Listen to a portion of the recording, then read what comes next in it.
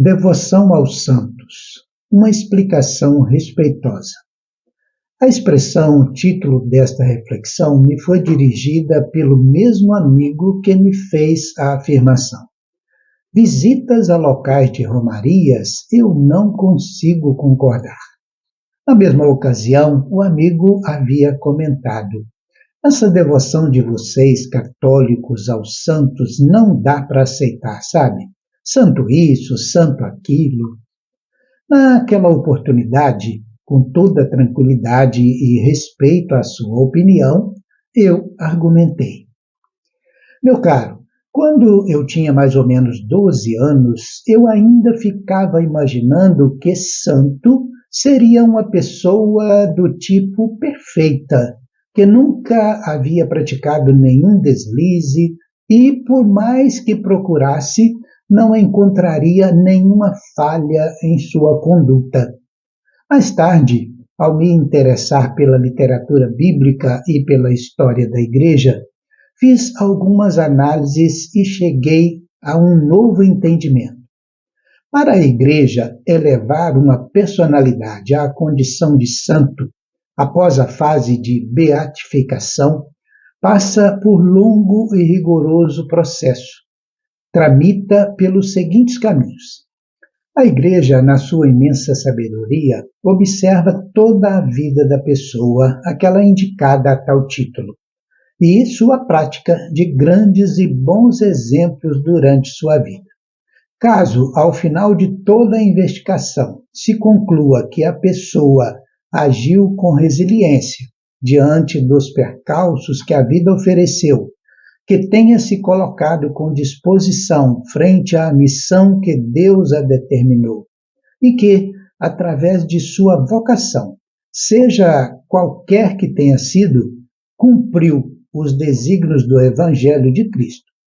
Então, a Igreja pode concluir que sua conduta é exemplar, que tenha produzido sinais claros da presença de Deus no mundo. Aquela personalidade, então, é canonizada e apresentada a toda a comunidade da Igreja como santo, como exemplo para que outros sigam. E aí concluí perguntando ao amigo: na sua Igreja não existe ninguém que possa ser enquadrado dentro desses parâmetros?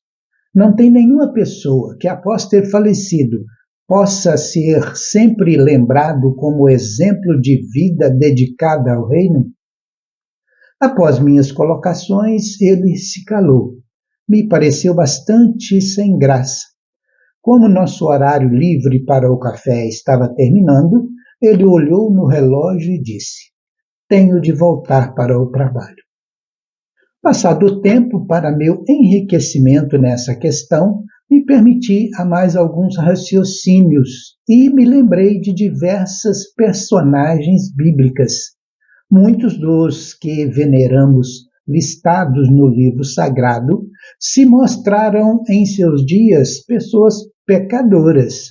No entanto, pelo conjunto de suas vidas, sabemos que Deus os acolheu e deles teve compaixão, e por isso os veneramos. 3 exemplos. O rei Davi, que contra muitos povos guerreou, que a milhares exterminou, que condenou à morte o amigo Urias para lhe roubar a mulher. E diz assim o texto: e mandou Davi indagar quem era aquela mulher. E disseram: porventura não é esta Betseba, filha de Eliã, mulher de Urias, o heteu?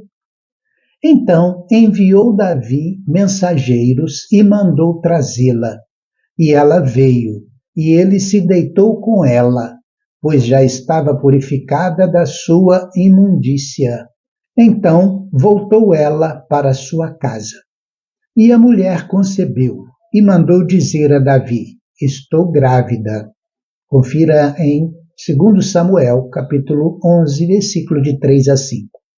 E sucedeu que pela manhã Davi escreveu uma carta a Joabe e mandou-lhe por mão de Urias.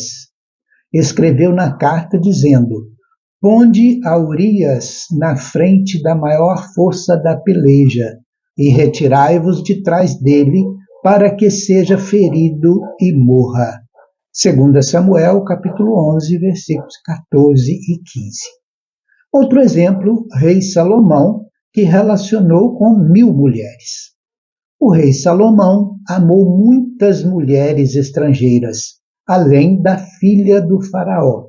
Eram mulheres moabitas, amonitas, edonitas, sidônias e hititas.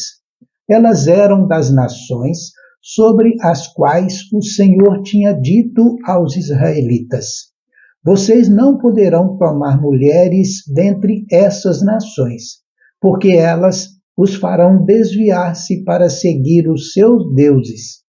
No entanto, Salomão apegou-se amorosamente a elas. Casou com 700 princesas e 300 concubinas, e as suas mulheres o levaram a desviar-se. À medida que Salomão foi envelhecendo, suas mulheres o induziram a voltar-se para outros deuses, e o seu coração já não era totalmente dedicado ao Senhor, o seu Deus, como fora o coração do seu pai Davi. Confira em 1 Reis, capítulo 11, versículos de 1 a 4. E ainda Paulo, Saulo de Tarso. E Saulo estava ali, consentindo na morte de Estevão. Naquela ocasião, desencadeou-se grande perseguição contra a igreja em Jerusalém. Todos, exceto os apóstolos, foram dispersos pelas regiões da Judéia e de Samaria. Alguns homens piedosos sepultaram Estevão e fizeram por ele grande lamentação. Saulo, por sua vez, devastava a igreja, indo de casa em casa, arrastava homens e mulheres e os lançava na prisão. Você pode conferir estas citações em Atos, capítulo 8, versículos de 1 a 3. Ainda hoje, lembrando da pergunta que fiz ao amigo, se em sua igreja não existia ninguém que possa ser enquadrado dentro dos critérios que, após falecida, possa ser lembrada como exemplo, posso responder que em todas as religiões, em todas as denominações, há pessoas dignas de serem citadas, mesmo que não sejam designadas com o título de santos, de santas. Bom, concluo aqui essa reflexão. Deixo para a próxima algumas considerações sobre as imagens dos santos e santas espalhadas por milhares de igrejas e lugares mundo afora. Se gostou dessa reflexão, encaminhe para um amigo, uma amiga, emita sua opinião. Terei prazer em lê-la e respondê-la se for o caso. Até a próxima. Abraços.